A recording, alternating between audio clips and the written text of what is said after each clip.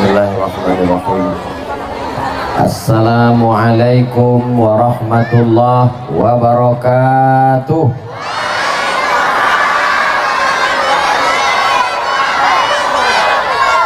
Apa kabar orang Air Joman? Sehat semuanya? Alhamdulillahi Rabbil. Allahumma sholli ala Sayyidina Muhammad wa ala ali Sayyidina Muhammad. Yang saya hormati bapak-bapak, ibu-ibu, alim ulama, cerdik pandai, tokoh masyarakat, hadirin hadirat, muslimin muslimat, mukminin mukminat, solihin solihat yang belum berbini dan belum bersunat. Semua yang hadir malam ini semuanya dimuliakan Allah Subhanahu wa taala. Amin ya rabbal.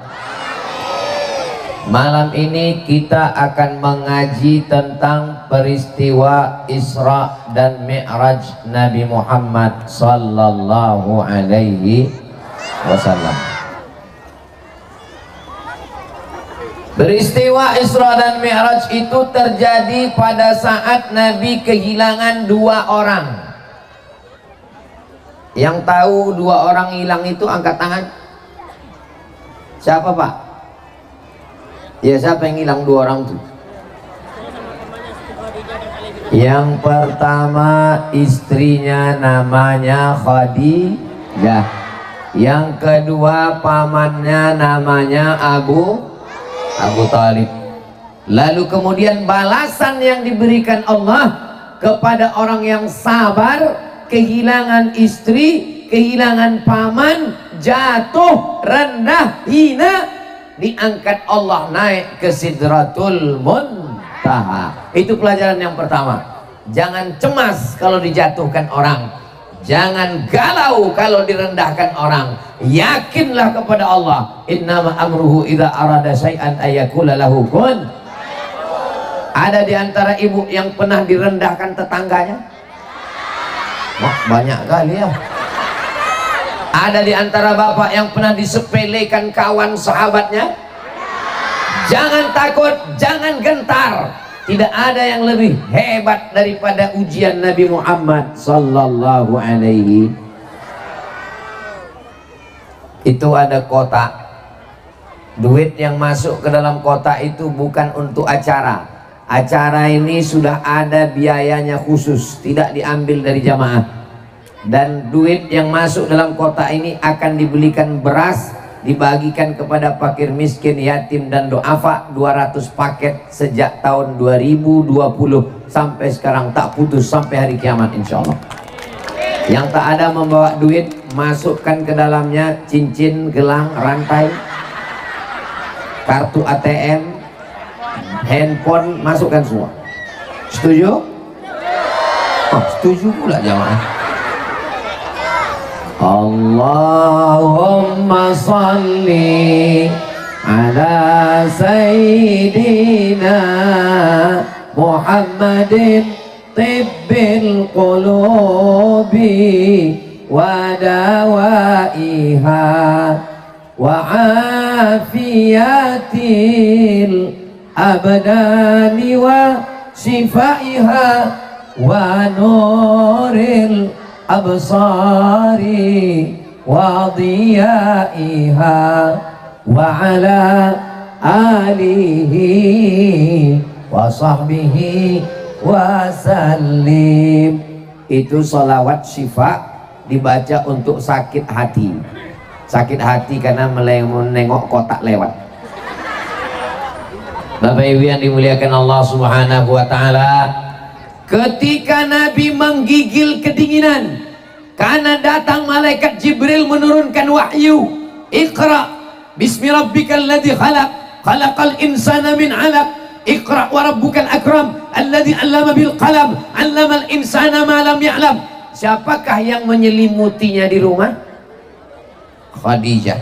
Kalau saya bertanya, tak usah dijawab karena nanti saya jawab sendiri.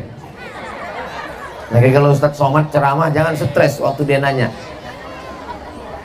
Ketika Nabi Muhammad SAW kedinginan, yang menyelimutinya adalah Khadijah. Ketika orang kafir musyrik Abu Jahal, Abu Lahab, Abu Sufyan akan membunuh Nabi. Yang membelanya adalah Abu Thalib. Tempat bergantung dua, yang satu laki-laki, yang satu perempuan. Laki-laki itu bernama Abu Thalib, perempuan itu bernama Khadijah. Kedua-duanya patah, meninggal di tahun yang sama. Jangan galau, jangan susah hati. Kalau besar ujian hidupmu, Allah Maha Besar, maka katakanlah Allahu Akbar. Subhanallah walhamdulillah wala ilaha illallah wallahu akbar wala haula billahil aliyil azim. Kalau besar ujian hidupmu, Allah Maha Besar. Awak malam ini akan menjadi anak-anak yang soleh dan solehah. Malam ini bapak ibu membawa anak, mau menunjukkan ke mereka, anakku, kau kubiasakan dengar ceramah.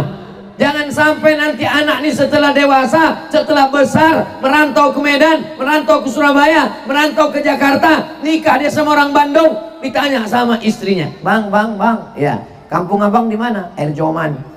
Abang waktu kecil dulu apa yang abang tengok? Penyanyi dangdut. Malam ini kita sedang menciptakan sejarah untuk anak-anak kita. Anak-anak kita ini akan menjadi orang-orang besar di masa akan datang. Iyalah, udah besar lah dia. Nanti ditanya sama istrinya, abang orang mana? Abang orang Air Joman. Dulu waktu abang masih kecil, apa yang abang tengok? Malam itu ramai orang di kampung abang. Siapa yang datang? Orang kampung juga. Ustaz Somad orang kampung kami. Setelah berkeliling ke sana kemari, balik dia ke Air Joman, berkumpul kami bersama. Mudah-mudahan kenangan indah malam inilah yang akan mereka ceritakan ke anak-anak mereka, insyaallah. Amin ya rabbal. Ada nanti acara Maulid Nabi, bapak ibu datang atau tak datang? Datang. Ada Isra Mi'raj? Datang. Ada nuzul Quran? Datang. Ada menyambut tahun baru hijrah? Datang. Bawa anak, bawa istri, bawa suami. Ini kadang istrinya pergi, anaknya pergi, laki pula tak pergi. Bang, aku mau pergi. Kemana? Pengajian Ustaz Somad. Ah, pergilah. Sampaikan salamku sama Ustaz Somad ya. Abang tak pergi. Abang mau main gaplek pula sebentar. Padahal laki-laki lah yang akan diminta tanggung jawab di hadapan Allah Subhanahu wa ta'ala. Ar-rijal, laki-laki, qawwamuna 'alan nisa. Laki-laki menjadi pemimpin bagi perempuan. Hai laki-laki, kapan kalian mengajak istri bangun tahajud malam? Hai laki-laki, kapan kalian mengajar istri kalian baca Quran idgham ikhfa hunna qalqalah bila hunna? Hai laki-laki, kapan terakhir kalian mengajar istri kalian bagaimana ruku, bagaimana sujud? Hai laki-laki, saya tidak mau mendikte ibu-ibu. Saya tak mau nanya, ibu, siapa yang suaminya pernah bangun tahajud? Jangan. Karena dapat dipastikan tak banyak. Tapi insya Allah malam ini suaminya akan membangunkan istrinya untuk tahajud, insya Allah. Diambilnya air cuci tangan, percikannya ke wajah istrinya. Wake up my darling. Nanti kalau nikahnya baru 2 bulan. Tapi kalau udah 20 tahun, bangun.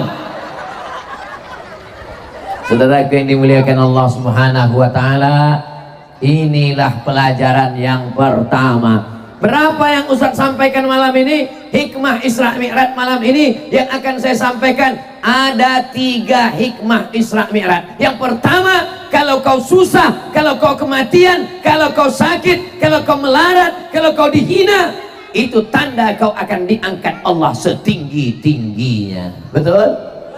Ini buktinya Nabi Muhammad sallallahu alaihi wasallam. Habis 3 ini, nanti kertas tolong sebarkan sama pena. Mana jamaah yang mau bertanya, tulis, nanti kita akan jawab. Yang bisa saya jawab, saya jawab. Yang tak bisa saya jawab, saya bawa pulang ke Pekanbaru. Saya pulang hari Selasa nanti saya jawab di Pekanbaru. Saya upload di channel Ustadz Abdul Somad Official. Subscribe, like, share, and comment. Setuju? Setuju aja jamaah. Hikmah yang kedua, Subhanalladzi asra bi'abdihi laila minal masjidil harami ilal masjidil. Ini hikmah yang kedua, bahwa Isra Mi'raj adalah dari masjid ke masjid. Tadi Ustaz Somad kan di masjid, ya.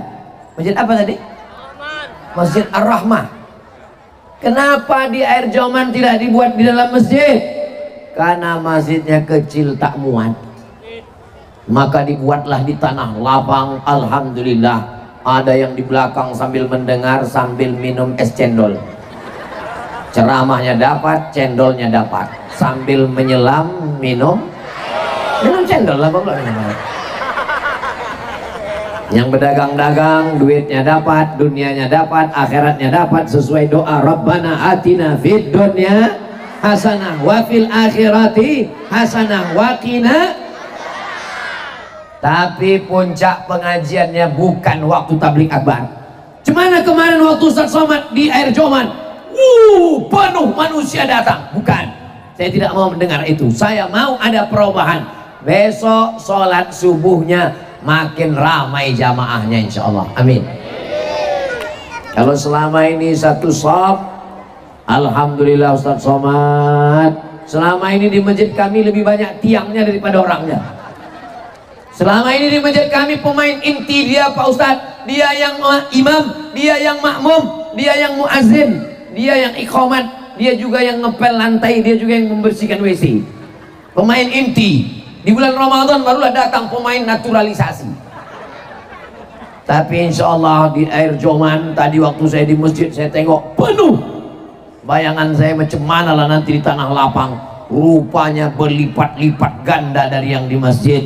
Mudah-mudahan kita semua istiqomah sholat berjamaah di masjid.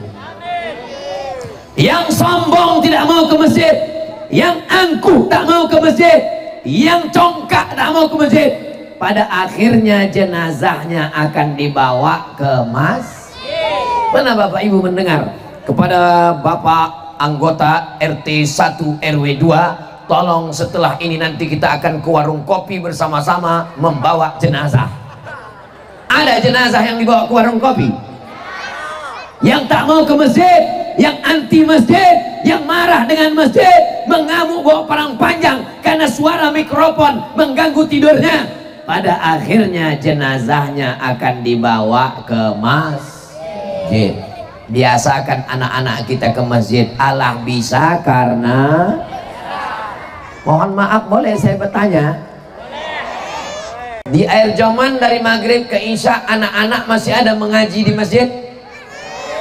Kalau sudah ada, teruskan, bawa anaknya, bawa istri, antarkan anaknya. Anak tidak bisa main suluh. Kok ke masjid? Kok ke masjid? Kok ke masjid? Ayah nggak ke masjid? Ayah udah dewasa. Anak mesti ditenteng tangannya dibawa ke masjid. Betul? Ibu juga ke masjid. Pengajian wirid yasin. Masih ada wirid yasin di Air Joman? Ibu wirid yasinnya hari apa Bu? Jam berapa? Jam 2. Mantap. Tempat saya ba'da asar, baca yasin, tahtim tahlil, pengajian Ustaz Somad, tanya jawab, maghrib selesai. Maghrib anak-anak mengaji, habis itu bapak-bapak pengajian ba'da isya. Paling tidak maghribnya ke masjid, isyaknya ke masjid, subuhnya ke masjid. Nanti di tempat kerja kami tak bisa Pak Ustaz di tengah sawah sholat zuhur asar di sawah, tapi kena lumpur. Lumpur bukan najis, bersih. Lalu kalau di sawah tidak sholat, apa beda yang menanam padi sama sapi? Sama-sama tak sembahyang. Saudara yang dimuliakan Allah Subhanahu wa ta'ala, alhamdulillah Ustaz Somad, setelah mendengar ceramah Ustaz kemarin, suamiku udah sembahyang Ustaz, selama ini tak sembahyang. Sholat apa dia Bu? Idul Adha. Itu pun sambil ngambil kupon untuk kurban Pak Ustaz. Ya Allah, semua suami-suami yang belum terbuka pintu hatinya, bukakanlah pintu hatinya untuk sholat. Saya ceramah berapi-api di atas mimbar. Anak-anak jangan sampai tidak ada yang tidak baca Quran. Jangan sampai anak tak pandai baca Quran. Jangan sampai buta huruf Quran. Tapi saya tak punya kekuasaan. Saya tidak punya kekuasaan tanda tangan. Tapi ada orang yang punya kekuasaan. Bisa dibuatkannya perda. Peraturan daerah. Anak yang tak bisa baca Quran tidak diterima di SMP. Kira-kira kalau ada peraturan daerah gini, Bapak Ibu setuju apa tak setuju? Setuju kita. Tidak bisa baca Quran, tak diterima di SMP. Maka berbondong-bondonglah orang akan memasukkan anak ke maghrib mengaji, ke tahfiz Quran, ke rumah Quran, ke surau musola untuk belajar baca Al-Quran. Yang membuat perda itu siapa? Yang membuat perda itu apakah ustadz? Yang membuat perda adalah anggota legislatif. Legislatif itu yang milihnya siapa? Yang milihnya kita. Kalau begitu lebih hebat kita atau anggota legislatif? Lebih hebat kita lah, kita yang memilih dia. Ini sebelum tanggal 14 Februari banyaklah gambar-gambar bergantungan di pohon karet naik ke tiang listrik. Datang ke rumah membagi-bagikan duit amplop. Jangan pilih orang yang menyogok. Tapi Pak Ustadz yang ada kan tolak bala, tolak duit mana ada Pak Ustadz? Ini duit haram. Tapi Pak Ustadz saya tak makan. Oke, kalau untuk makan nyambung hidup oke. Tapi kalau lebih daripada itu, macam mana lah Pak Ustadz? Dia datang terus. Ambil duitnya, jangan coblos orangnya. Setuju? Jadi siapa yang kami pilih Pak Ustadz? Kami tak tahu orangnya. Kalau tuan ke pasar Keramat, jangan lupa membeli kain. Kalau sudah dekat dengan Ustadz Abdul Somad, jangan pilih yang lain. Saya yang menyuruh. Saya bilang ke kakak saya, Kak, kakak sudah membagikan sembako ini 4 tahun. Jangan sampai orang yang tak pernah datang, yang tak pernah balik kampung, dekat pemilu tiba-tiba dia datang. Dekat pemilu cari pemilih. 2-3 kali dikasihnya beras, lalu dia, padahal kita yang sudah membagi-bagi. Maka orang baik mesti duduk di tempat yang baik, menyuarakan suara yang baik. Setuju apa tak setuju? Ingat nomornya. Saudaraku yang dimuliakan Allah Subhanahu wa ta'ala. Jadi nanti kalau ada orang yang bertanya, apa maksud Ustadz Somad itu? Dia ceramah-ceramah aja. Kenapa pula cerita-cerita politik? Memangnya politik ini haram. Politik ini kalau tidak dibahas umat Islam akan dimakan oleh politik. Betul? Umat Islam mesti memilih orang. Tapi Pak Ustadz tak ada yang baik. Kita bukan milih malaikat, bodoh. Mana ada malaikat yang mau kita pilih ini? Yang kita pilih, kalau tuan beli peniti, jangan dicucukkan ke sayur kubis. Kalau mik sudah mati-mati, itu tanda waktu udah mau habis. Saudara yang dimuliakan Allah Subhanahu wa ta'ala, 5 yang mau dipilih nanti pada tanggal 14 Februari. DPRD Kabupaten Asahan, DPRD Provinsi Sumatera Utara, DPR RI, DPD, dan Presiden Wakil Presiden. Saya bukan orang partai, saya bukan jurkam, saya hanya menyarankan untuk DPRD Kabupaten Asahan, pilihlah yang saya tunjukkan tadi, kakak sepupu saya Hajah Nur Aini. Setuju alhamdulillah, tak setuju innalillah. Ada pula yang bertanya, saya ini sudah dikasih tahu Bawaslu tidak boleh cerita presiden, tak boleh menyebut nomor, tak boleh menyebut angka, tak boleh menyebut partai, tak boleh menyebut nama. Maka nama tak boleh saya sebut, angka tak boleh saya sebut, partai tak boleh saya sebut. Kalaupun mau disebut juga, yang tidur di rumah saya itu tahu orangnya? Tahu? Oh, selesai itu dah. Menyebut tidur di rumah Ustadz pun tak boleh. Oke, kalau gitu aku tak ada nyebut apa-apa. Sekarang ku tanya aja, Orang Tanjung Balai untuk presiden milih nomor berapa? Nah, tak ada aku nanya, tak ada aku menggiring, tak ada aku. Masa bertanya pun tak boleh. Kalau ceramah bertanya, menyebut partai tak boleh, menyebut nama tak boleh, menyebut nomor tak boleh, menyebut tidur di rumah tak boleh. Apa? Diam aja lagu dari tadi. Saudara yang dimuliakan Allah Subhanahu wa Ta'ala. Lalu yang kami pilih ini Pak Ustadz, orang yang dekat dengan Ustadz Somad, yang dia tahu, yang dia kenal. Saya kalau kemana-mana di Sumatera Utara ini, sebelum saya datang ada yang mensurvei dulu, tengok. Jangan sampai nanti acaranya rupanya di liang lahat. Ada yang menengok lokasinya di mana, yang menyurvei, yang mengawasi. Kalau saya makan, ditesnya dulu makanan. Kalau saya pergi, ditengoknya dulu lokasi. Ini tim Ustadz Abdul Somad. Di Sumatera Utara ini ada tim Ustadz Abdul Somad yang mengawasi, yang mengontrol, yang mengecek, yang menengok. Kalau mati Ustadz Somad, inilah orang yang paling bertanggung jawab nanti. Namanya Bang Darwis Halomuan Harahap. Berdiri dulu Bang Darwis. Tim Ustadz Abdul Somad, calon DPD nomor 6. Tengok mukanya baik-baik, orangnya baik, orangnya ganteng, sudah nikah. Duduk Bang Darwis, nanti kita bahas di belakang layar. Saudara yang dimuliakan Allah Subhanahu wa Ta'ala, Abdul Somad hanya menyuarakan DPD karena tim dia, DPRD Kabupaten Asahan karena sepupu dia layak S2 mengurus jamaah selama ini. Jamaah semua tahu yang ada ini, bukan mendadak tiba-tiba saja. Bapak Ibu semua tahu, saya bukan orang partai, saya bukan orang politik, tapi umat Islam perlu mendudukkan orang baik supaya lahirlah perda-perda Kabupaten Asahan yang baik-baik, insya Allah. Amin. Abdul Somad ceramah menggelegar di masjid. Jangan minum khamar, jangan main judi, jangan judi online, jangan main macam-macam. Tapi selesai ceramah, orang enak aja main judi, orang minum khamar, orang main gaple, orang macam-macam. Kenapa? Karena tidak ada perda. Tapi kalau perda dikeluarkan, peraturan daerah yang tertangkap minum khamar ditangkap. Bisa apa tak bisa? Bisa. Bapak Kapolsek, Bapak Kapolres, Bapak Intel, Bapak dan Ramil, Bapak dan Dim bisa menangkap kalau ada payung hukumnya. Yang membuat hukum siapa?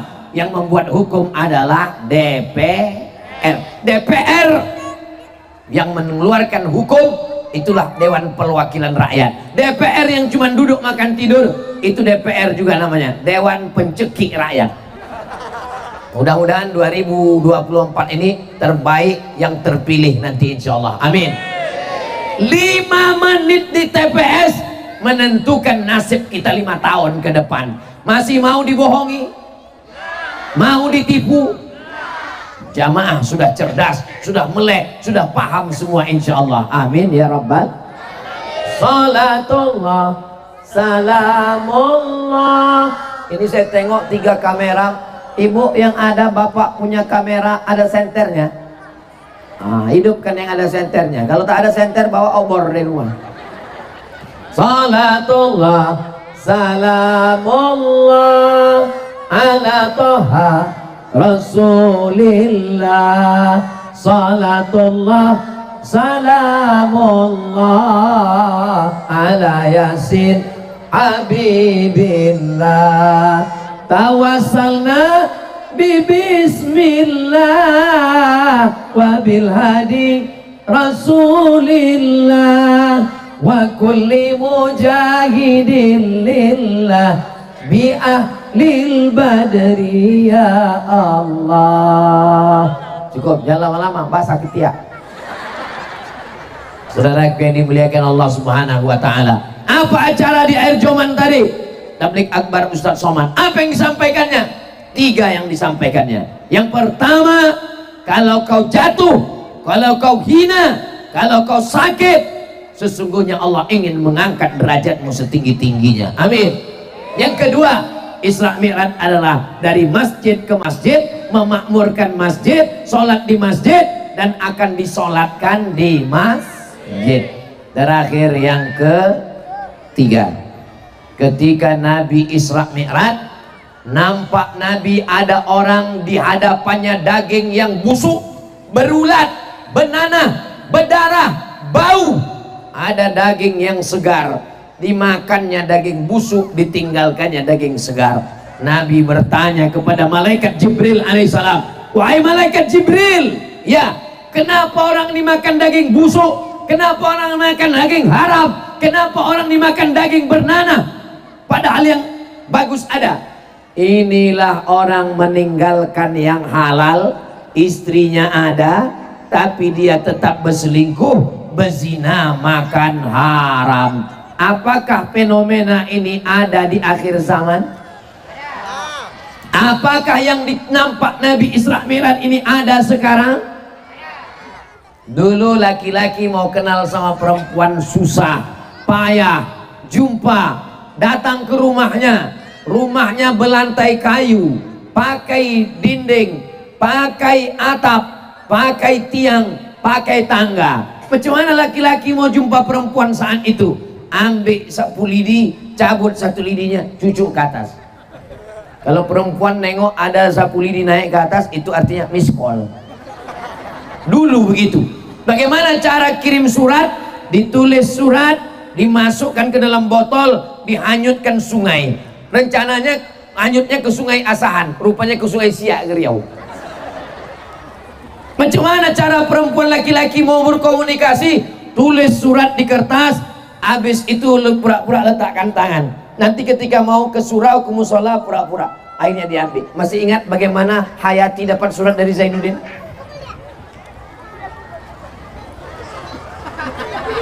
Kenapa ribut kalian di belakang? Rebutan es krim. Tapi zaman sekarang begitu mudahnya orang berkenalan dengan perempuan.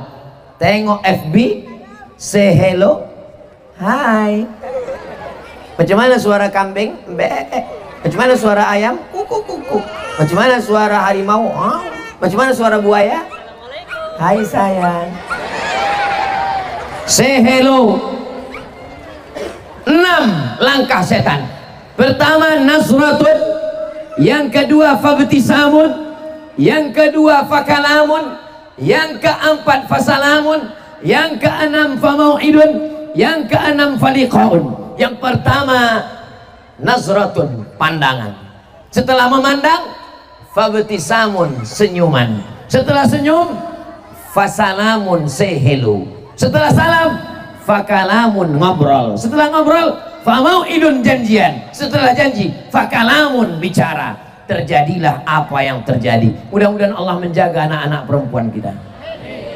Ya Allah, semua anak laki perempuan yang hadir malam ini malam apa ini? Malam Ahad, malam libur. Mestinya anak perempuan malam ini dibonceng oleh laki-laki. Sore tadi sepeda motornya sudah datang, yang knalpotnya baru dipotong. Bunyi knalpotnya, bep bep bep bep bep bep bep bep bep bep bep bep bep bep. Pas lewat di muka rumah dia, bep. Tapi di Tanjung, tapi di Air Joman tidak ada anak-anak muda yang keluyuran. Semuanya datang tabligh akbar. Allahu akbar. Ya Allah, selamatkanlah anak-anak perempuan kami dari segala perbuatan maksiat ya Allah. Amin ya Rabbal. Sore tadi sudah mulai datang anak lajang ke rumah ibu dan bapak. Pak, ku bawa anak bapak sebentar ke Kisaran ya Pak. Tidak, sebentar aja Pak. Sekali tidak, tetap tidak. Nanti ku belikan bapak mie ayam. Tidak, jangankan mie ayam, pakai bakso pun tidak. Datang ibunya dari dapur. Kata ibu itu, kasihlah bang, kita dulu lebih parah dari itu lagi. Ini tidak ada lagi di Air Joman. Orang Air Joman ini baik-baik semua. Yang perempuan berjilbab panjang, bertuduh labuh, berbaju kurung. Yang laki-laki Masya Allah, tabarakallah, soleh-soleh. Saya tadi mulai tausiah jam 8:30. Sekarang sudah jam 9:15. Sudah 45 menit saya ceramah. Bisa pula anak-anak tetap fokus mendengar. 45 menit saya sudah ceramah. Anak-anak di Air Joman tetap fokus. Tengok anak-anak ini, anak-anak bukan ayah. Anak-anak. Kelas berapa anakku? Hah? Kelas 5. Masya Allah. Kelas berapa? Kelas 1. Besar badannya. Kelas berapa? Kelas 5. Kelas 5 fokus, datang paling depan, duduk dekat Ustadz Somad, mendengarkan ceramah 45 menit tetap fokus. Kadang di tempat lain saya ceramah baru 10 menit udah keluar kudanil. Orang yang mengantuk dengar ceramah itu dua kemungkinan. Yang pertama cacingan, yang kedua diganggu setan. Bacakan ayat kursi, Allahu la ilaha illa huwal hayyul qayyum. Tak ada kata setan, aku tak ada ganggu kata setan. Aku udah lama nggak ganggu dia kata setan. Aku malah yang terganggu kata setan. Anak-anak air Joman nih Masya Allah luar biasa. Naik satu orang dekat Ustaz.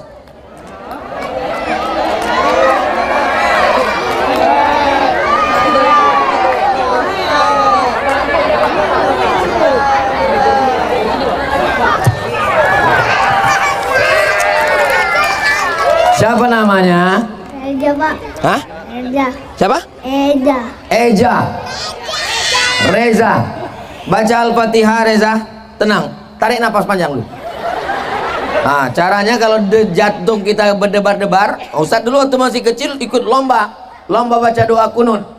Nah, tarik dulu napas gini. Tengok dulu. Tarik napas. Baru hembuskan. Nah, baca Al-Fatihah. Bismillahirrahmanirrahim.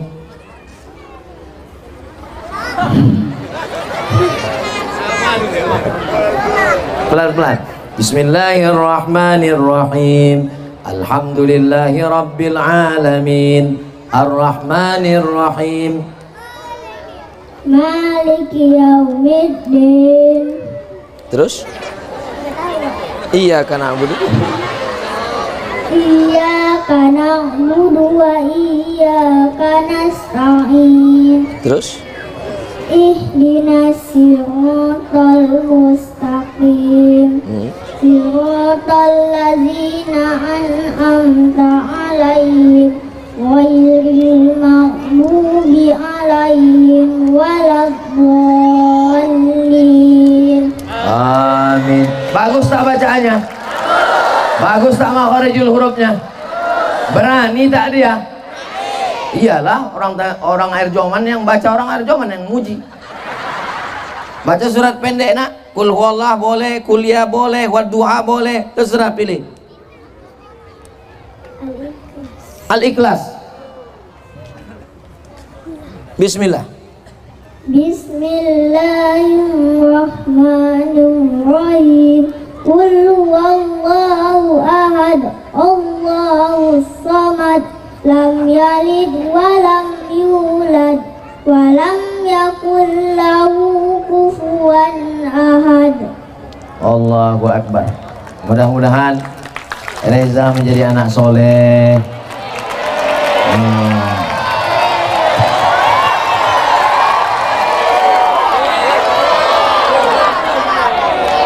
Insyaallah. Gendongan balik Pak.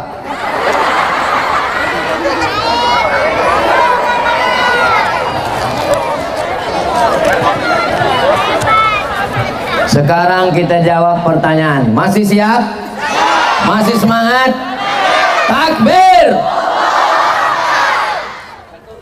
Jika sudah menikah, suami lebih mengutamakan istrinya apa ibunya? Ibu-ibu punya anak lajang, kau lahirkan, dikandung 9 bulan 10 hari, betul? Disusukan 2 tahun, melahirkannya meregang nyawa. Berapa kali ibu tak ganti baju baru gara-gara menyekolahkan anak laki-lakimu? Kau sekolahkan ke Medan sampai S1. Selesai itu dia pulang ke air Joman, menikah dengan anak gadis. Tiba-tiba ibu datang ke rumahnya. Nah, pinjam duit kau 50.000, aku mau buka puasa. Apa kata si anak? Bentar ya mak, ku tanya biniku dulu. Kebetulan dia persatuan anggota suami takut bini. Bagaimana perasaan ibu?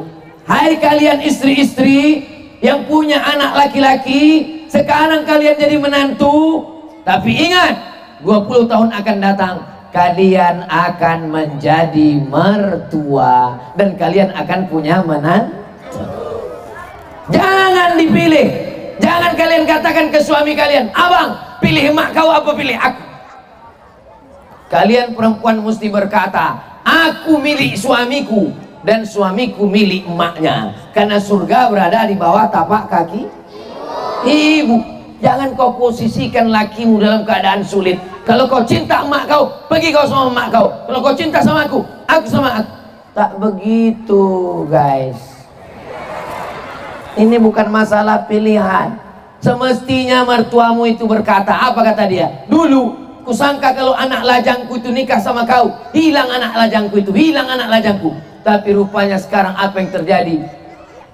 Aku dapat anak perempuan, lebih sayang pula menantuku lagi daripada anakku. Itulah yang the best. Mudah-mudahan ibu yang punya anak laki-laki dapat menantu yang baik-baik, yang solihah. Amin ya rabbal.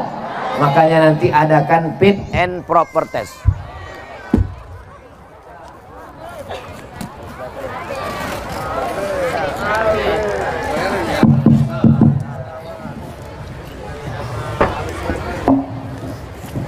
Saya sudah lama tausiah. Biasanya mic untuk ceramah sama mic tanya jawab itu satu, tapi di Air Joman ini lain. Mic tanya jawab lain, mic untuk ceramah lain. Yang luar biasa Air Joman ini.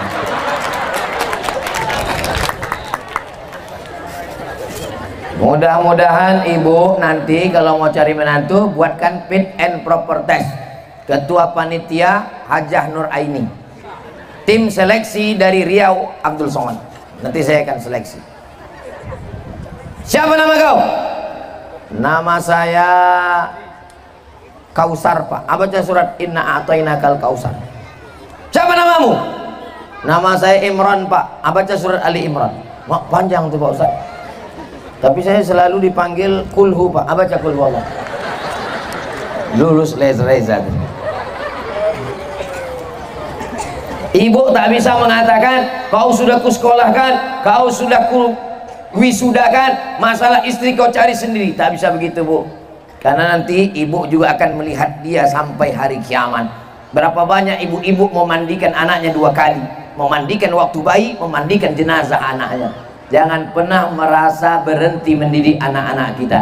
Semua ibu-ibu yang hadir ini insya Allah dapat menantu yang baik-baik.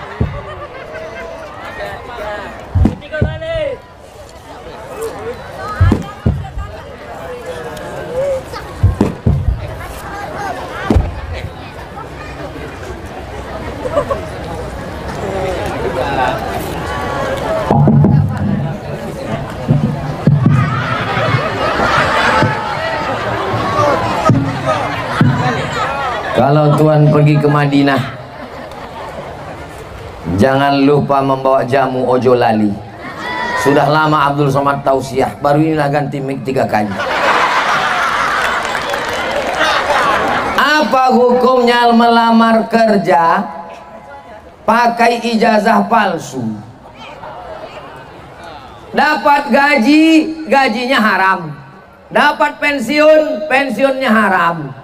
Dapat tunjangan, tunjangannya haram. Dapat SPPD, SPPD-nya haram. Uang tunjang, uang sikut, uang sipak, uang sundul, haram semuanya. Karena pintu masuknya haram. Sebetulnya ada orang yang layak, tapi karena ini menipu, pakai ijazah palsu, nilainya tinggi, yang jujur tadi kalah. Akhirnya dia zolim kepada orang, menganiaya orang lain. Hidup ini sementara. Lulus PNS umur 30, pensiun umur 30, pensiun 60, cuman 30 tahun makan duit haram, tapi di neraka jahanam khalidina fiha abada. Jangan pernah, ibu, jangan kasih anak beli ijazah palsu. Saya pulang dari Maroko bawa ijazah 2, dari Mesir LC, dari Maroko DESE, Diplom Etudes Superior Approfondi. Ikut tes PNS. Kata kawan saya, Ayo kita menghadap ke pejabat di atas, mudah-mudahan kau lulus. Saya sampaikan ke emak saya, apa kata emak? Jangan, kau jangan curang. Aku tak mau kau buat haram, nanti kau makan haram. Kalau kau lulus, lulus karena Allah. Rezeki tak berpintu, tidak pakai lobby-lobby, tidak pakai sogok, lulus. Meninggal mak saya 2019 pun saya keluar juga dari PNS. Seakan-akan PNS itu untuk dia, karena doa dia. Sampai hari ini masih hidup. Rezeki tak berpintu, tak ada yang sulit bagi Allah Subhanahu wa ta'ala. Jangan kejar harta haram, karena makanan haram tak tertolong di akhirat. Dapat gaji, dapat duit, belikan makanan, belikan lontong, belikan ayam goreng, belikan daging, masuk ke dalam piring, disuap ke mulut, menjadi darah daging. Ayyuma lahmin, setiap daging di badan, nabata min haramin, kalau tumbuh dari yang haram, fannaru aulabi, tempatnya adalah api neraka. Ditimbang badan kita di akhirat, berat kau 50 kilo, yang halal cuma 10 aja. 30 tahun makan haram. Tiap hari kita berdoa, Rabbana atina fid dunya hasanah wa fil akhirati hasanah wa qina azab. Disuapkan anak-anak yang lugu-lugu, anak-anak yang jujur-jujur, anak-anak yang hijau-hijau, anak yang baik-baik, dikasih makan haram, otaknya rusak. Sepiring nasi haram berubah menjadi setetes darah haram, setetes darah haram masuk ke jantung, dari jantung naik ke otak.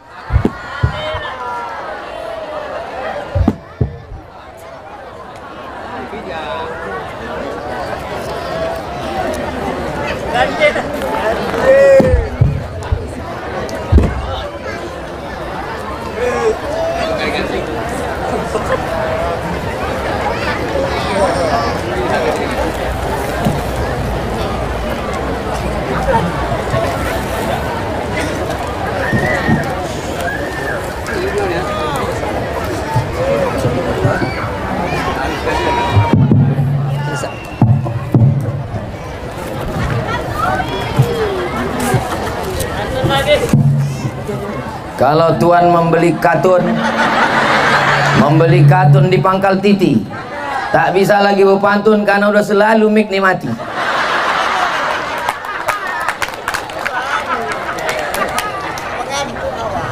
Sepiring nasi haram berubah menjadi setetes darah haram, masuk ke jantung, naik ke otak. Nasiyatin kazibatin khati'ah, ubun-ubun pelaku dosa. Kenapa ubun-ubun anak jadi pelaku dosa? Otaknya kotor gara-gara duit haram. Jangan kasih anak bini makan haram. Hati-hati. Mudah-mudahan kita semua dikasih Allah rezeki yang halal-halal. Apa hukumnya membuka cadar? Bolehkah Ustadz? Buka cadarmu Aisyah. Cadar itu hukumnya sunnat menurut mazhab guru-guru saya di Al-Azhar Mesir. Tapi sebagian ulama di Saudi Arabia mengatakan cadar itu wajib. Kalau mengikut hukum cadar wajib, membuka cadar berarti haram, karena lawan dari wajib adalah Tapi kalau mengikut fatwa ulama Azhar bahwa cadar itu hukumnya sunnat, maka membuka yang sunnat hukumnya tidak haram, paling makruh atau mubah. Maka saya kalau ngikut pendapat tempat saya belajar di Mesir Al-Azhar, bercadar hukumnya mustahab, anjuran. Yang bercadar bagus, yang tak bercadar tak apa-apa. Antara yang bercadar dengan yang bertudung jangan berkelahi. Karena kalau kalian yang bertudung sama bercadar berkelahi, yang ketawa yang tak bercelana. Antara yang pakai celana panjang dengan yang bersarung dengan yang berjubah, jangan berkelahi. Karena kalau kalian berkelahi, yang ketawa yang bercelana pendek. Udah bercelana pendek, hitam pula tuh.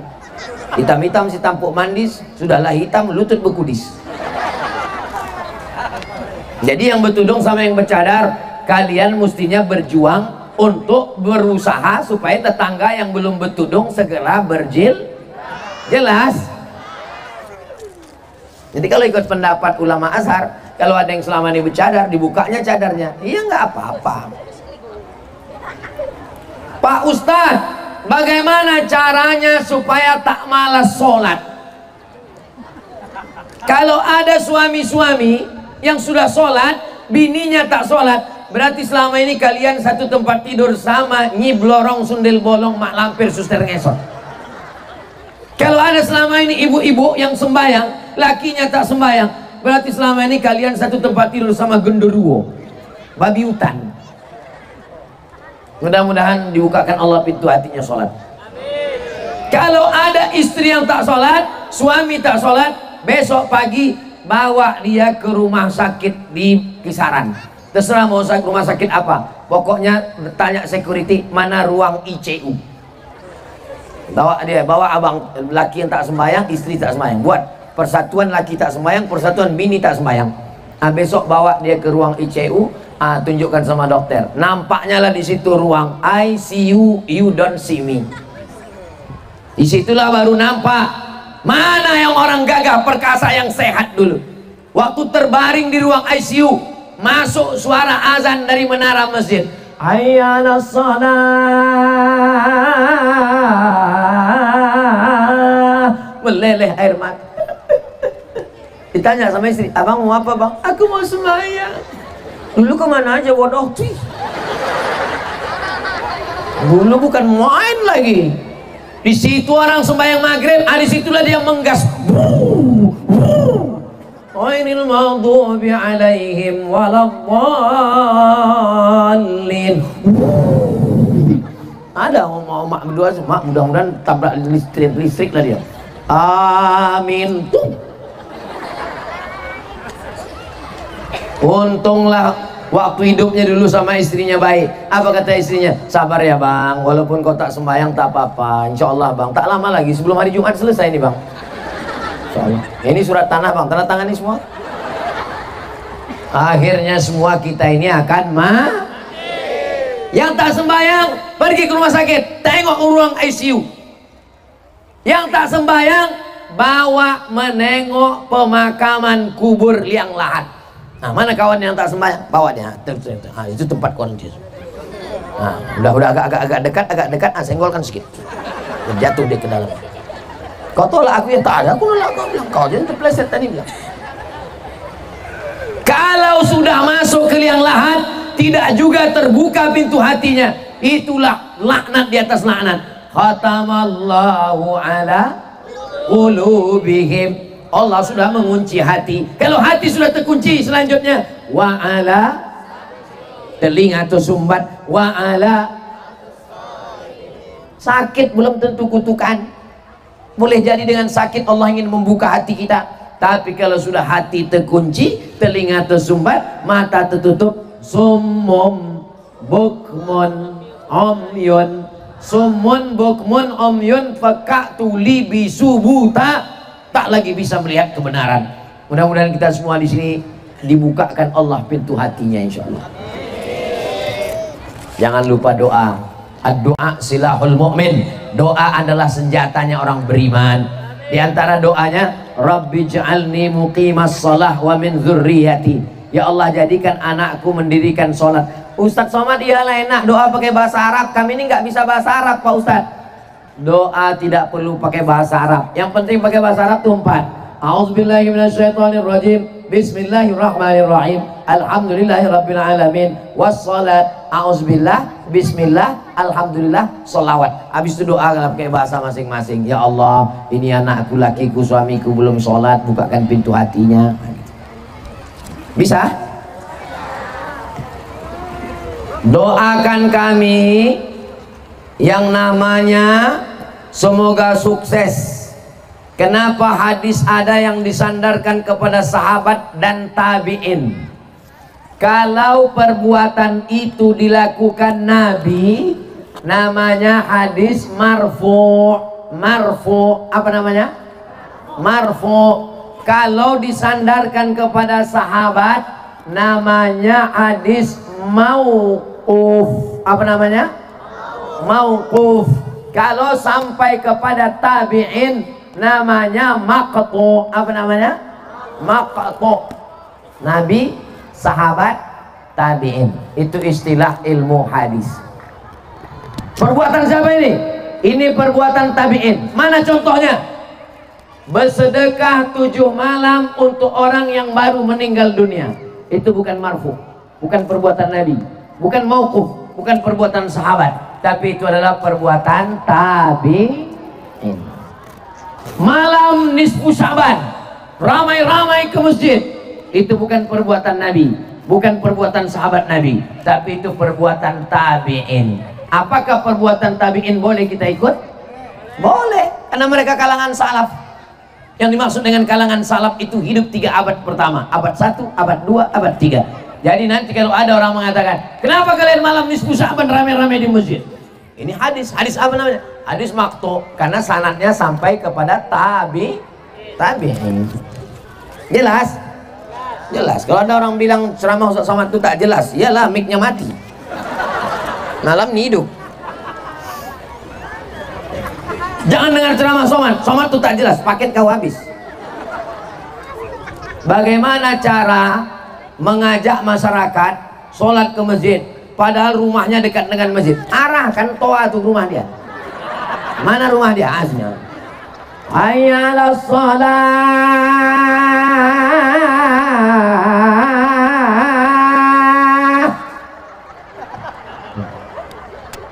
Buat nanti lomba azan. Lomba azan polisi dan tentara. Setuju? Karena kalau orang biasa yang azan tak mau orang itu datang. Lomba azan antar polisi, TNI, Polri. Azan mereka. Hayya 'alas shalah. Nah, insya Allah datang Bapak itu.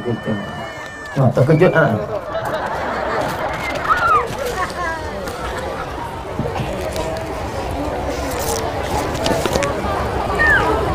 Air Joman 3 Februari 2024. Total infak terkumpul tadi yang akan dibelikan ke beras, dibagikan kepada fakir miskin yatim du'afa 5.714.000. Allahu Akbar.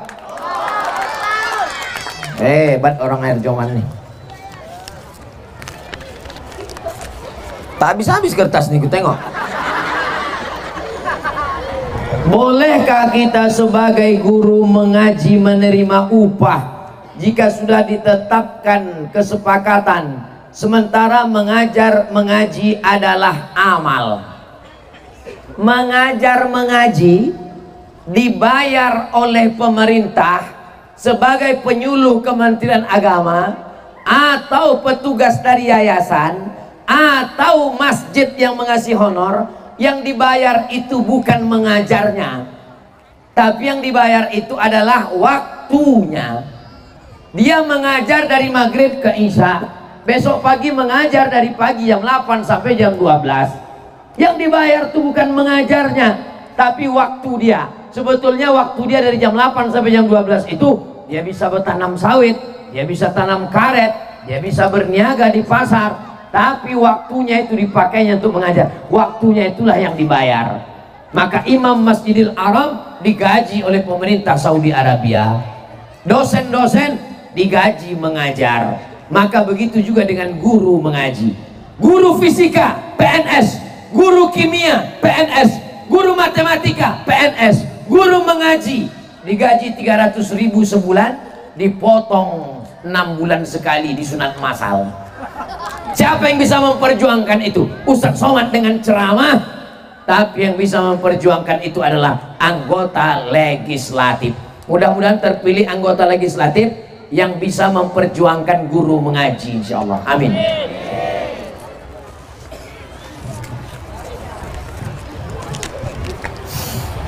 Jika saya mendapat musibah kehilangan keluarga dan harta, bagaimana saya mengetahui bahwa itu adalah mengangkat derajat atau azab bagi saya? Misalnya sakit, kena musibah sakit. Dari mana kita tahu sakit ini azab atau sakit ini mengangkat derajat? Pergi kita ke dokter rumah sakit, habis itu nanya dokter, Pak dokter boleh saya tanya? Iya, sakit saya ini ngangkat derajat atau azab nih? Kata dokter, mana aku tahu, kata dia. Kalau kita sakit atau kena musibah, atau kehilangan, atau kematian, atau bangkrut, ada 4 kemungkinan. Yang pertama, Allah menghapuskan dosa-dosa. Yang kedua, amal kita sebetulnya udah cukup untuk surga Jannatul Firdaus. Sudah ditulis nama kita, Abdul Somad, tempatnya di surga Jannatul Firdaus. Tapi waktu ditengok amalnya kurang seon lagi. Maka dikasihkan dia ujian untuk mencukupkan amalnya. Yang ketiga, ada ibadah yang tidak keluar darah. Ibadah keluar darah namanya jihad. Ada ibadah yang tak keluar duit. Ibadah keluar duit namanya infak, wakaf, zakat, sedekah. Tapi ibadah ini tak keluar duit, tak keluar darah. Namanya ibadahnya sabar. Betul, sabar menerima sakit. Yang keempat, ridho. Nanti di surga itu Allah bertanya kepada penghuni surga, hai penghuni surga, apakah kalian sudah dapat semua nikmat? Kata penghuni surga, kami sudah dapat ya Allah, tapi ada satu yang kami belum dapat. Apa dia? Kami belum dapat ridhamu. Kata Allah, yang dapat ridhaku cuma satu, orang yang ridha menerima takdirku. Itulah mengapa kita berdoa, Allahumma inna nas'aluka ridhaka, minta ridha. Mudah-mudahan kita mendapatkan ridha Allah. Semua mengatakan amin. Ada satu ibu-ibu yang diam aja, tak bilang amin. Kalau ditanya, ibu kenapa nggak amin kan? Saya udah dapat ridho Pak Ustaz. Rupanya nama lakinya Pak Ridho. Jadi kalau kita sakit, kita bangkrut, kita kehilangan, kita husnuzon pada Allah, boleh jadi 4 kemungkinan. Dosa kita diampunkan, kita kurang amal untuk naik surga paling tinggi, kita mau dapat pahala sabar, dan kita mau dapat ridho. Jangan suuzon pada Allah SWT. Jangan udah kita sakit, kita kehilangan, kita suuzon sama Allah. Jangan-jangan aku ini terkutuk, jangan-jangan aku ini terlaknat. Selalu husnuzon kepada Allah Subhanahu wa ta'ala. Saya ingin bertanya, bagaimana cara menasehati orang tua kami yang takut dibilang anak Gimana ceritanya? Bagaimana cara kita menasehati orang tua tapi kami takut dibilang anak durhaka? Misalnya orang tuanya belum pakai jilbab, jangan kalian pulang dari sini panggil ya ayyuhalladzina kafaru. Itu anak durhaka tuh kalian. Caranya bagaimana? Pulang dari pengajian ini, pergilah kalian ke pasar Air Joman, belikan sate, belikan mie ayam, belikan kain sarung, belikan jilbab. Pulang ke rumah kasih, mak, ada yang mau kubelikan nih mak, kasih. Kenyangkan dulu perutnya, karena kalau lapar kasih nasihat mengamuk dia. Kenyang dulu, udah kenyang dia. Mak, cantik jilbab nih kan mak? Cantik, gitu dia. Pasang ya mak? Kok pasang kalau aku tak telah aku lagi. Gitu caranya. Gitu juga dengan ayah kalian. Ayah kalian pakai celana pendek, bukan berarti kalian pulang langsung manggil ayah sini. Bukan begitu. Jangan ajari orang tua berkata-kata, karena yang ngajari kalian ngomong itu adalah mereka. Mulai untuk update status besok pagi. Kalian belikan dia makanan, apa kesukaannya, kalian belikan. Habis itu kalian bilang, ya aku tadi baru dari rumah sakit. Apa yang kau tengok? Ku tengok ya, orang yang pakai celana pendek nampak lutut yang tak sembayang tuh matinya susah kali ya. Kau nyindir aku ya? Enggak. Memang orang kalau nggak sembahyang itu agak sensi ya. Kalau tak bisa ngomong, ceramah Ustadz Adi Hidayat, ceramah Ustadz Somad, ceramah Buya Yahya, ceramah Agim tentang sholat, dengarkan sama dia. Kau kenapa video-video itu aja yang kau kirimkan ke aku? Ya video apa lagi mau kirim untuk ayah? Bilang, pandai-pandai lah. Mudah-mudahan. Tapi jangan lupa, yang paling hebat diantara semuanya, doa silahul mu'min. Doa senjatanya orang beriman. Maka malam sholat sunat hajat, usolli sunnatal hajat. Mudah-mudahan makku bertudung, ayahku pakai jilbab. Makku bertudung, ayahku sembahyang, itu maksudnya. Saya sebetulnya masih sadar. Saya mau ngetes jamaah nih, orang ini masih konsen lagi apa tidak? Kalau orang ini tadi tak komplain, diam aja itu berarti orang ini masih terserah lah, yang penting cepat kalian pulang.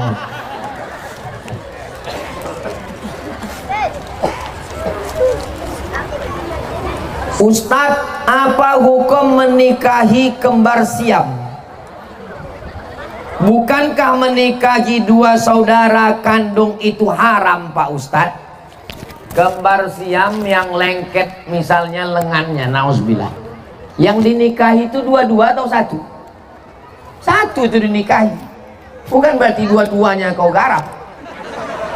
Yang dinikahi itu satu. Yang mana mau kau? Tanya. Oh ini dua nih lengket, nauzubillah. Yang mau kemana? Mau. Ini sebetulnya pertanyaannya mau ngetes saya aja, tahu ya saya itu. Lengket misalnya kepala, nauzubillah. Nauzubillah. Kalau di operasi bisa, tapi kalau tidak, nikahi mana? Itu dinikahi satu-satu, bukan sepaket. Kau pikir ini itu two in one? Itu yang dinikahi itu satu, kakaknya atau adiknya. Satu itu maksudnya. Kalau payah kau membedakannya, dikasih spidol. Yang kuning kayak ini kena. Nah, yang itu tidak, yang ini aja. Paham jelas?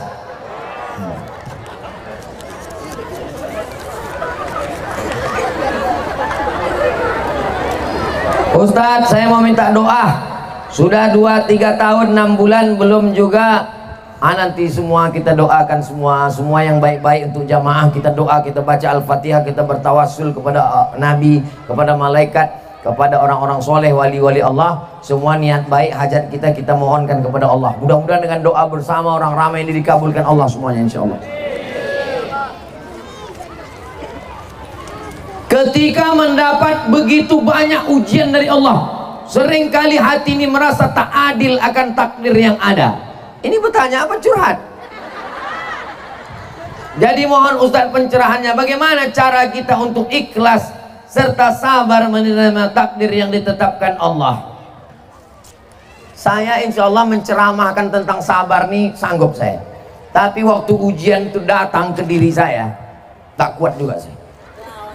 Jam 2 malam berangkat saya dari Pekanbaru, jam 2 siang. Jam 2 malam sampai lewat air Joman ini jam 1 malam. Jam 2 malam sampai Silau. Langsung ziarah ke makam almarhumah emak saya. Turun saya duduk, saya duduk. Saking kan sempitnya dunia. Jadi kalau ada orang bercerita tentang sempitnya hidup, saya pernah merasakan itu. Kalau tak bisa lagi mengadu kepada makhluk hidup, maka mengadulah kepada tanah. Berbisiklah ke tanah. Malaikat-malaikat di langit akan mendengar bisikanmu. Ambil air wudhu, sholat sunat, Allahu Akbar, habis. Allahu Akbar kabira, walhamdulillahi katsira. Cerita sama orang udah tak mempan lagi. Apapun cakap orang sudah tak masuk ke telinga kita lagi. Satu-satunya cara tinggal dinginkan dengan air wudhu, bangun tengah malam, sholat sunat, rasakan nikmatnya. Wajjahtu wajhiya lilladzi fataras samawati wal arda hanifan. Allah mau sujud kita lebih lama. Selama ini sujud kita macam stempel pos. Cuk, cuk, cuk, cuk. Kalau ujian kita berat, sujud kita lebih lama. Subhana rabbiyal a'la wa bihamdi, subhana rabbiyal a'la wa bihamdi, subhana rabbiyal a'la wa bihamdi. Tak ada jalan lain. Itu kata Allah. 2. Wasta'inu bis sabri. Minta tolong kepada Allah dengan sabar, wassalah, dan sholat. Nanti terasa dia macam mengaduk kopi. Pertama kacau balau, kalau dibiarkan lama-lama nanti hening. Begitulah yang saya alami dalam perjalanan hidup. Mudah-mudahan saudara-saudara saya yang sedang mengalami kesulitan hidup diberikan Allah ketenangan batin. Ala bizikrillah, dengan banyak berzikir mengingat Allah, tatmainnul qulub, hati menjadi tenang. Amin ya rabbal. Apa hukumnya membuka tapak tangan sebelum salam? Assalamualaikum warahmatullah. Tangan tak ada dibuka. Ini bukan buka tutup pengaspalan jalan. Tangan tidak ada dibuka, tak ada. Tangan begini aja. Assalamualaikum warahmatullah. Assalamualaikum warahmatullah. Tangan tak dibuka. Sebelum salam lah dibukanya dulu. Assalamualaikum warahmatullah. Kenapa dibuka? Melakukan gerakan yang bukan gerakan sholat secara sengaja, maka sholatnya batal.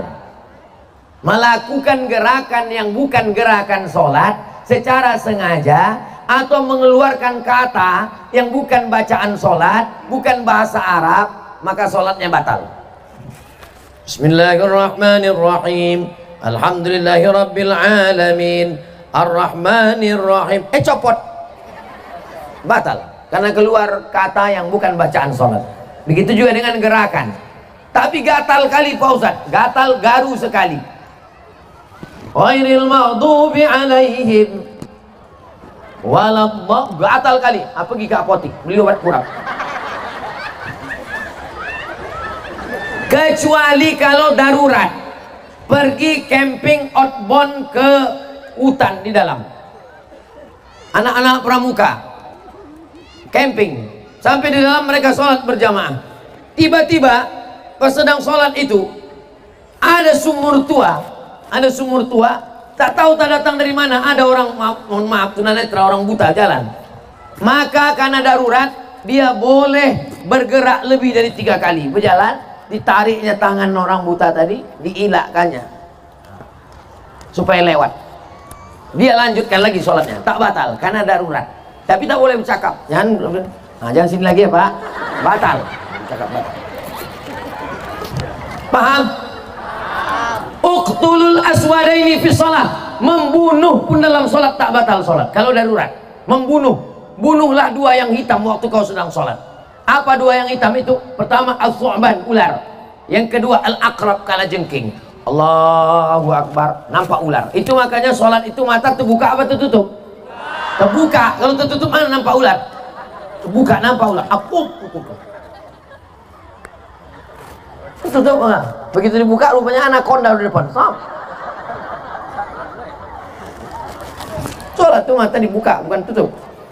Ada saatnya sholat ditutup mata. Kapan? Sholat kita di masjid, tiba-tiba ada orang di depan tuh pakai baju kaos. Hidup sudah susah, jangan bikin susah. Nah itu mesti kita tutup. Karena kalau kita tengok, makanya kalau ke masjid jangan pakai baju bertulis. Tulisnya. Coba tengok gambar belakang Pak. Nah itu kok dipakai tim Ustaz Somad nih.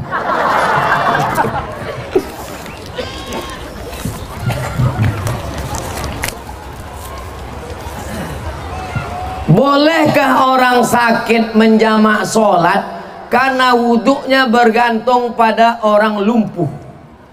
Dia sakit, yang duduk di kursi roda, mohon maaf ibu, saudara kita yang sakit atau sudah tua yang pakai pampers, maka sholatnya boleh dijamak tapi tidak pakai qashar. Karena yang qashar itu mesti ada musafir yang jaraknya 89 km. Musafir 89 km. Dari Air Joman ke Silau 13 km. Ustaz tahu dari mana? Aku buka Google tadi. Silau ke Air Joman 13 kilo. Silau ke Kisaran 20 kilo. Kisaran ke Medan 180 bisa, 160 bisa. Pekanbaru 600 kilo bisa. Yang penting 89 km. Adapun orang tua atau yang pakai pampers atau yang sakit keras, maka dia dijamak tapi tidak pakai qashar. Subuh bersihkan, pakai baru, berwudu, sholat subuh. Dah, tahan sampai zuhur. Jam 8, jam 6, jam 7, jam 8, jam 9, jam 10, jam 11, jam 12. Jangan pakaikan pampersnya sebelum azan. Tak boleh, karena kalau sebelum azan batal wudunya. Tunggu azan. Allahu Akbar, Allahu Akbar. Cucikan bersih. Kita bisa mengalami ini. Ayah kita, mak kita, atuk kita, nenek kita bisa kita mengalami. Bersihkan setelah azan, bersihkan. Ganti baru, wudukan. Setelah wudu atau tayamum, sholat zuhur 4 rakaat, sholat asar 4 rakaat. Nanti asarnya lewat karena udah takdim tadi. Nanti maghrib pilihan, mau di waktu maghrib atau waktu isya. Kalau waktu maghrib nanti payah Pak Ustaz, nanti malam pas mau tidur ganti pempes lagi. Kalau gitu isya. Jam berapa biasa tidur? Jam 9 malam. Jam 9 malam cuci bersih, habis itu pakaikan baru wudu, maka maghrib 3 rakaat, isya 4 rakaat. Kalau jamaah takhir, maghribnya dulu atau isyanya dulu, boleh dua-dua. Siapa yang melaksanakan maghrib dulu, karena menurut urutan waktu maghrib dulu baru isya. Kalau yang melaksanakan isya dulu, karena memang waktunya itu adalah waktu isya, sedangkan maghrib menumpang di waktu isya. Yang wajib duluan sholatnya itu hanya sholat jamaah takdim. Kalau jamaah takdim zuhur dulu, kalau jamaah takdim maghrib dulu. Tapi kalau jamaah takhir boleh maghrib dulu atau isya dulu. Jelas? Siapa bilang ceramah sama tak jelas?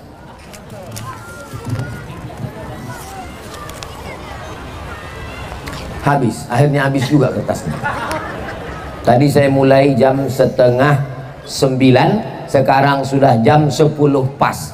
Rupanya saya sudah berdiri 90 menit. Di mana-mana saya ceramah di Indonesia, Malaysia, Brunei cuma 60 menit. Di Air Joman 90 menit. Hebat tak Air Joman? Jangan tepuk tangan dulu, jangan tepuk tangan dulu, masih banyak lagi. Begitulah hebatnya Air Joman. Mudah-mudahan kita semua diberikan istiqomah iman dan Islam. Yang ada permintaan kesehatan, jodoh, anak, keturunan, derajat, kebaikan, kelulusan, semua niat yang baik ini kita mintakan kepada Allah. Ala hazihin niyah wa kulli niyatin sholihah. Al-Fatihah.